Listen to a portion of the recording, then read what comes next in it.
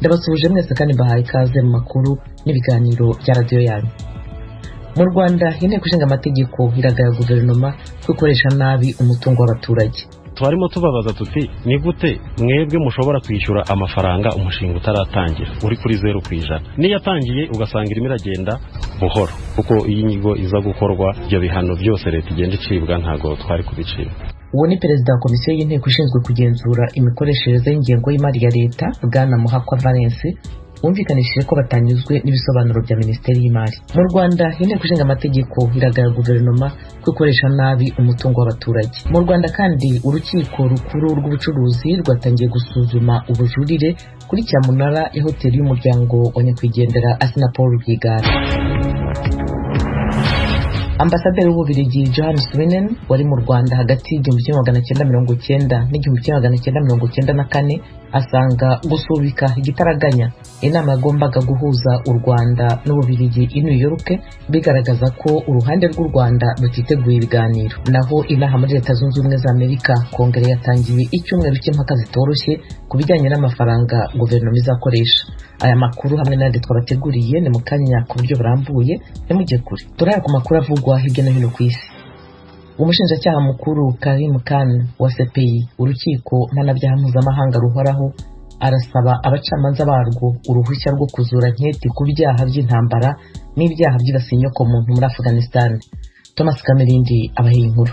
Mu itangazo yashyize ahagaragara, umushinjacyaha Karim Khan avuga ko yasuzumye neza ibibazo byose bijyanye n'izi nketi agera ku mwanzuro ko leta nshya ya Afghanistan itazigera izikora y'ubwayo. Niyo mpamvu yasabye urukiko uruhushya rwo kuzisubukura. Umushinjacyaha asobanura ko nketi nshyashya ashaka gutangiza zitarebana n'ingabo za Leta Zunze Ubumwe za Amerika, ahubwo ko zizibanda ku bwicanyi abatalibani n'umutwe wa leta ya Islam Khorasan ISIS mu magambo magufi nayo yo muri Afghanistan bashobora kuba barimo bakora kandi bakoze. Mu kwezi kwa gatatu mu mwaka ushize, umushinjacyaha mukuru wa CPI Fatou Bensouda wasimbuwe na Karim Khan yari yaratangije enquête ku byaha by'intambara n'ibyaha byibasiye inyokomuntu muri Afghanistan byarakozwe guhera mu 2002 n'ingabo z'igihugu za Afghanistan, abatalibani, ingabo za Leta Zunze Ubumwe za Amerika n'abanyamahanga bakora mu nzego z'ubutasi zirimo na CIA y'Amerika. Izi ankete za CPI zahagaritswe na leta ya Afghanistan itarahirikwa n'abatalibani yavugaga ko ariyo ubwayo igiye kuzikorera. Yahirimye rero itarazikora. Naho Leta Zunze Ubumwe za Amerika yafatiye ibihano ubushinjacyaha bwa CPI na bamwe mu bakozi babwo. Kuba umushinjacyaha mukuru Karim Khan aretse gukurikirana abanyamerika bishobora kugarura umwuka mwiza n'imikoranire ku mpande zombi, nubwo bwose Leta Zunze Ubumwe za Amerika itari muri CPI. Inaha muri Leta Zunze Ubumwe za Amerika Kongere yatangiye icyumweru cy'impaka zitoroshye ku bijyanye n'amafaranga guverinoma izakoresha. Diane Nahazwe abaye inkuru irambuye.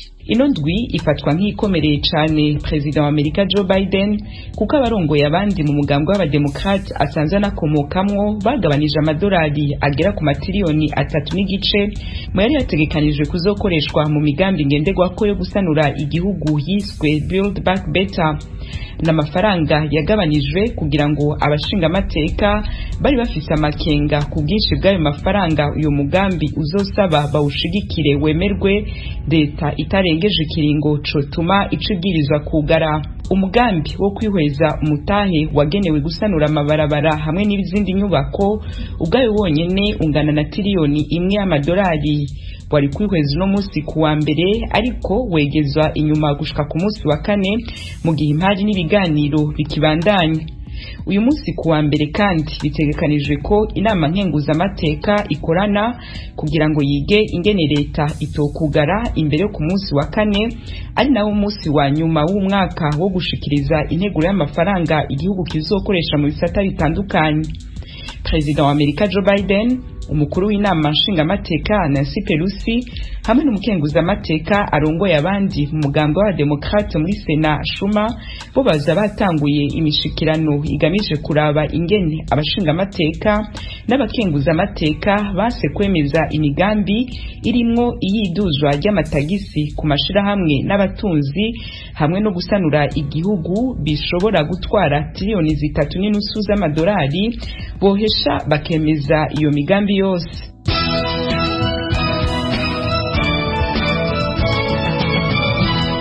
Abasirikare ba Nigeria mu masaha ya kare y'ejo ku cyumweru basubije inyuma igitero cy'intagondwa za Kisilamu. Inkuru mugezwaho na Fidel Nyongabo. Inteko za leta zishe abagwanyi b'abasilamu atari bake, yamara nazo nyene zaratakaje abantu mu ngwano ikomeye yabereye mu micungararo y'ikambi y'igisirikare iri ku rubibe n'igihugu ca Niger. Iyo nkuru yatangajwe n'igisirikare no munsi wa mbere ivuga ko igitigiri kitari gito c'abagwanyi ba leta ya Kisilamu ishami rikorera mu karere ko muri Afrika mu burengero ISWAP mu mfunyapfunyo bateye iyo kambi y'igisirikare yahitwa Borkusuma muri leta ya Sokoto mu buraruko bushiye uburengero bw'igihugu. Umuvugizi w'igisirikare ca Nigeria avuga ko ico gitero catujijwe n'ingoga, yamara ko inteko za leta zatakaje abantu muri uko gutana mu mitwe naho zishe abakoze ico gitero batari bake. Umugwi ISWAP watandukanye n'umugwi Boko Haram haheze imyaka 5 kaba wemera gukorana na leta ya Kisilamu. Ibitero by'imigwi ISWAP na Boko Haram byatanguriye muri Nigeria, byaratandukiye ibihugu bibanyi vya Nigeria no kuvuga Niger, Chad na Cameroon. Ivyo bitero bimaze imyaka 12 biba bimaze guhitana abantu 300 hisunzwe biharuro bitangwa n'ishirahamwe mpuzamakungu ONU. Imvura nyinshi yaguye mu gihugu cya Cote d'Ivoire yatumye abahinzi b'igihingwa cya kakao bibaza ingaruka zayo ku musaruro utaha. Nanone Diana Inahazwe. Abarimyi bo muri ico gihugu ca mbere cimbura igitegwa ca kakao ntibavuga rumwe ku ngaruka z'iyo mvura y'isegenya imaze imisi gwitavanako. Uruhande rumwe rurashima kuko ico gitegwa gikenera imvura nyinshi, urundi ruhande rukavuga ko rutewa amakenga ko ico gitegwa kidashobora kumera neza kitaronse izuba rikwiye. Mu bisanzwe ubundi umwimbu mwiza wa kakao uboneka iyo imvura ibonetse ari nyinshi, ariko hagacamo n'igihe kitari gito c'izuba. Iyo habaye imvura y'umurengera ico gitegwa gishobora kononekara. Muri ndwi yose iheze imvura yabaye utavana ko mu ntara zose zo muri Cote d'Ivoire zirima ico gitegwa ca kakao. Aha tukibutsa ko igihe c'imvura muri ico gihugu gitangura mu kwezi kwa 4 kikarangira hagati mu kwezi kwa 11. Tugarutse muri Nigeria, abanyeshuri 10 bari bashimuswe n'amabandi barekuwe baguranwe amafaranga ataramenyekana uko angana. Frederic Mundikije afite inkuru. Abandi banyeshuri 10 bari banirujwe n'abantu bitwaje ibigwanisho mu mizi abiri aheze barekuwe ejo ku munsi wa Mungu nk'uko bitangazwa n'umuyobozi w'iryo shure. Abanyeshuri bashika 150 bari baburiwe irengero nyuma yaho abantu bitwaje ibigwanisho batereye ishure ryabo mu kwezi kw'indwi iri muri leta ya Kaduna. Abagizi banabi bahanyuruje abo banyeshuri bari bagize imisi barekura abanyeshuri bake nyuma yaho baherewe ingwate. Umuyobozi w'iryo shure Bethel Baptist High School John Hayab yavuze ko nyuma iyo rekurwa ishasha abanyeshuri 11 aribo basigaye mu minwe y'abo bagizi banabi. Yavuze ko ubuyobozi bw'iryo shure buriko burakora ibishobotse byose kugira ngo nabo nyene barekurwe. Ubwo bugizi bwa nabi bwo kunyuza abanyeshuri mu gihugu ca Nigeria bwatanguwe n'umurwi w'intagondwa Boko Haram, mu nyuma yongera ko uwundi murwi Islamic State West Province.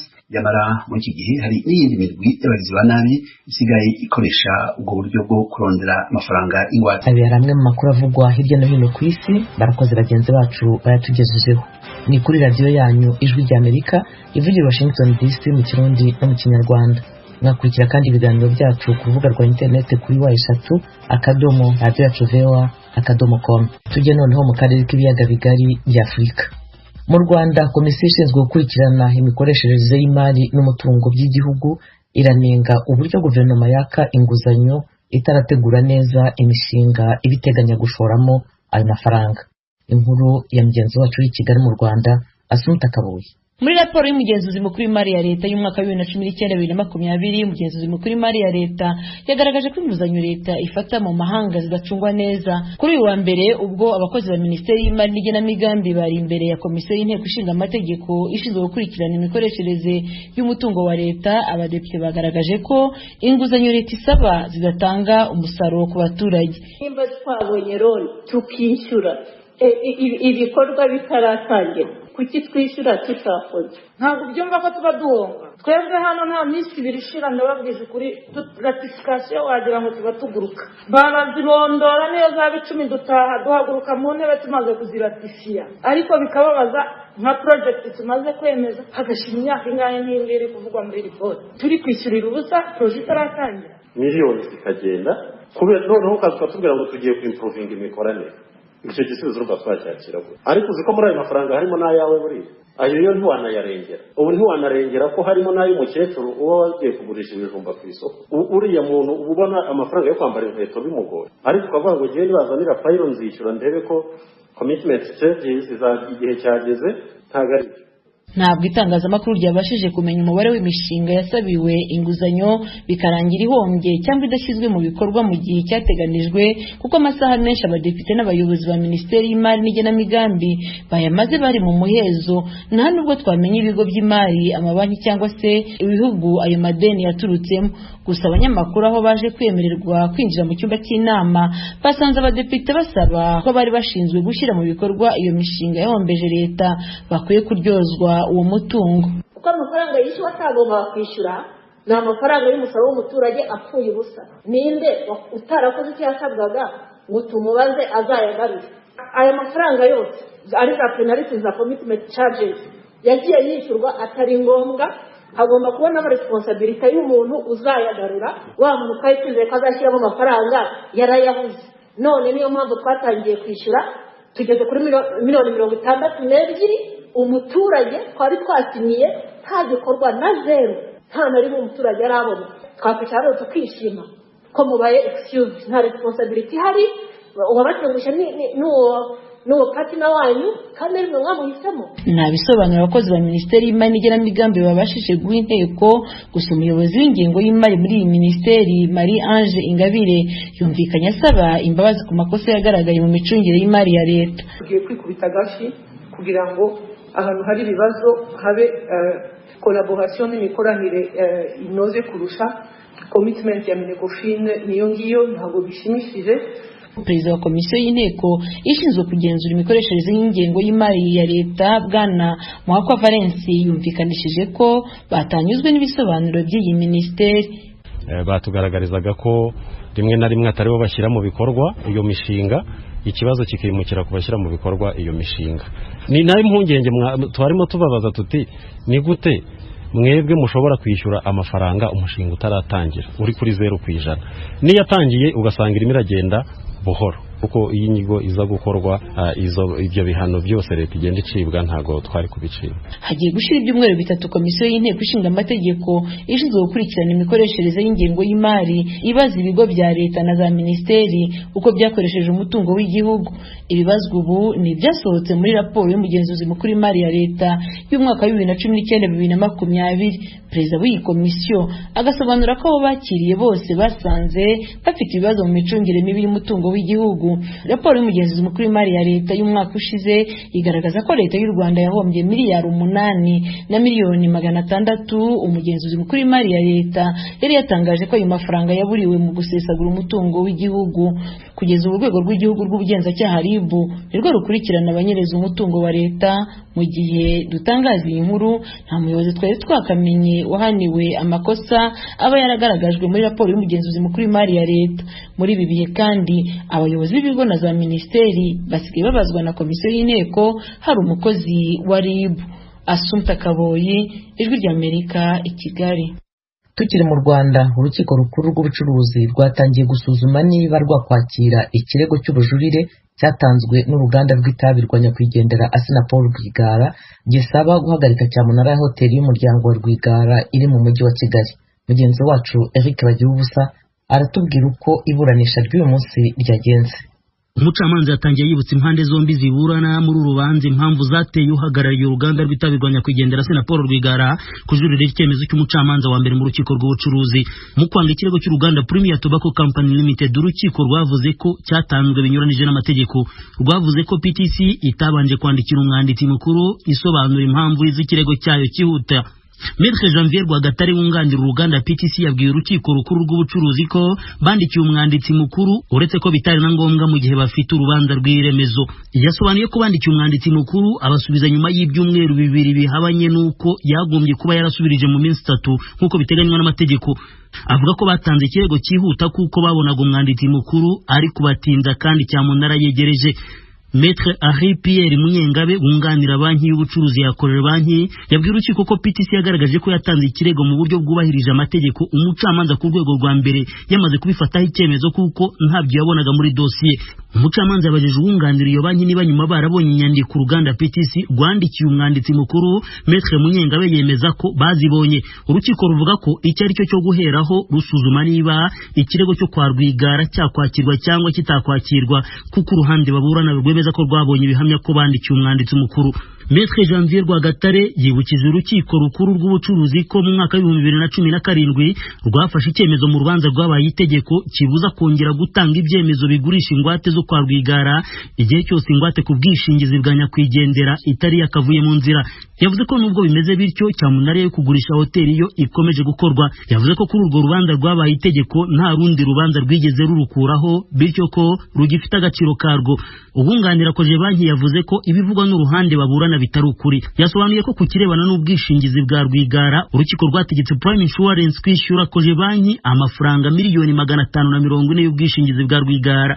Uyu munyamategeko yemeza ko mu 2018 koje banki yandikiye Madamu Mukangemanyi Adeline Rwigara ibaruwa imumenyesha ko nta mwenda bayifitiye. Gusa nyuma ngo haje kuba urundi rubanza rw'akarengane rutegeka koje banki kwishyura Prime Insurance miliyoni 349. Akavuga ko ntaho PTC yahera yemeza ko nta mwenda ibereyemo koje banki. Uyu munyamategeko avuga ko kuba umuryango wa Rwigara ugaragaza ko utazi ingano y'umwenda ubereyemo koje banki bitabuza cyamunara gukomezana, cyane ko yemeza ko abo kwa Rwigara badahakana ko hari amasezerano y'uwo mwenda. Ku ruhande rw'uruganda PTC bo bakomeza kwibutsa ko iyo urubanza rwabaye itegeko hagomba kubahirizwa imihango yateganyijwe n'amategeko yo kurukuraho. Maître Rwagatare avuga ko mu rubanza rwiswe rw'akarengane haburanaga Madame Adeline Rwigara bityo ko PTC itagombye kugira ikibazwa muri uru rubanza. Kugeza ubu ku rwego rwa mbere ku itariki ya 24 z'uku kwezi kwa 9 cyamunara yarabaye, ariko ikubitira umuguzi w'igorofa ritaruzura rigeretse 4 riherereye mu Kiyovu ni hoteli yagombaga kunganira indi yahasenywe mu mwaka wa 2016.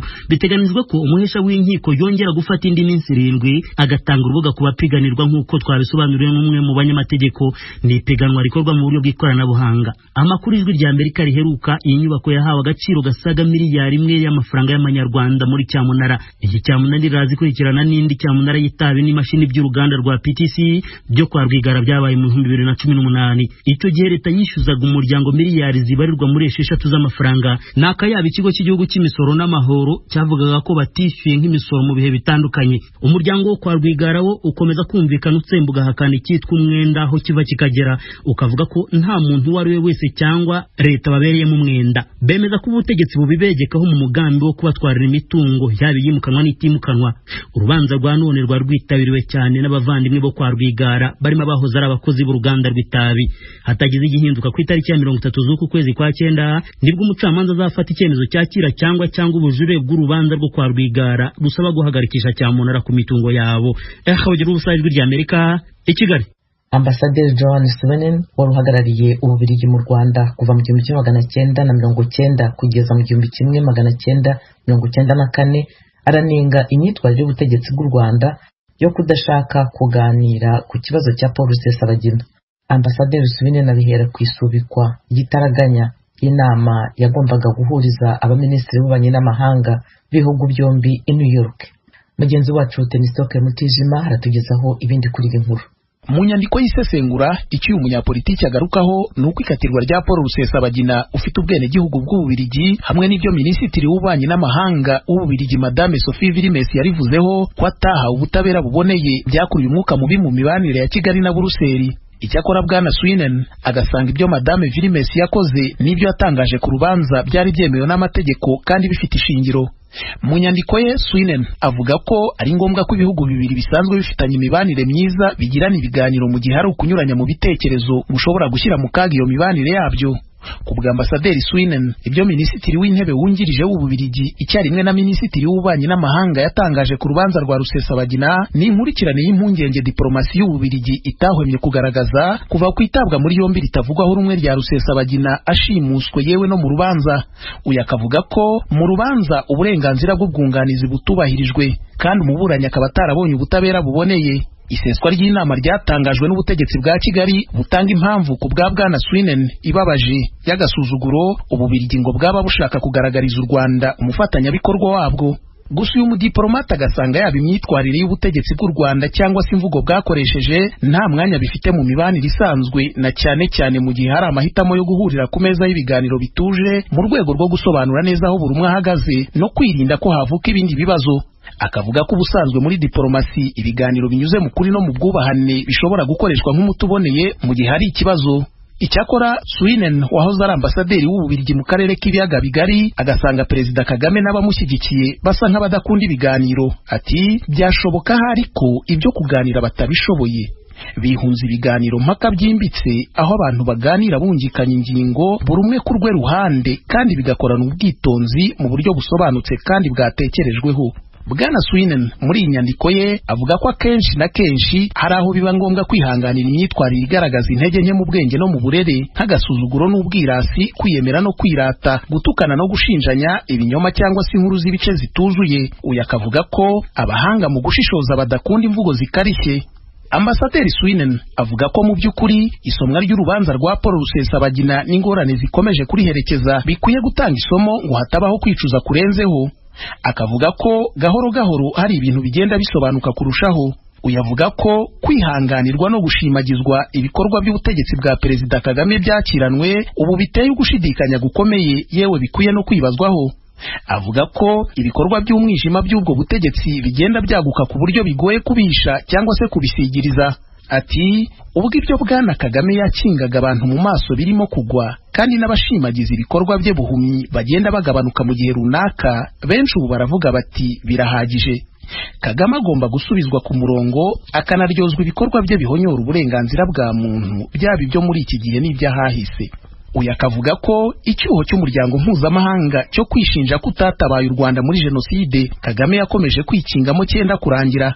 Ambasaderi Swinen avuga ko bidashimishije ndetse ari urucantege ku bategetsi b'abanyapolitiki b'Ababiligi bizeye ndetse bagakorana ubwitonzi yewe bakifatanya n'u Rwanda naho byagaragaraga ko ibintu bitifashe neza muri icyo gihugu, kuba biturwa imyitwarire ikojeje isoni y'umuyobozi w'icyo gihugu cy'inshuti ndetse n'agasuzuguro. Akavuga ko uku gucika intege kandi gushobora no kwigaragaza kuri imwe mu miryango ya sosiyete sivili mu bitangazamakuru ndetse no muri za kaminuza. Uyu munyapolitiki aribaza niba icyo atari cyo gihe ngo abantu bigobotore kugendera ku kuri bagaragarizwa mu buryo bwa politiki no kugendera ku by'uruhande rumwe ku byerekeranye na jenoside yabaye mu Rwanda, kimwe no kwitandukanya n'ingaruka zaterwa no gukomeza gutwara ibintu muri ubwo buryo.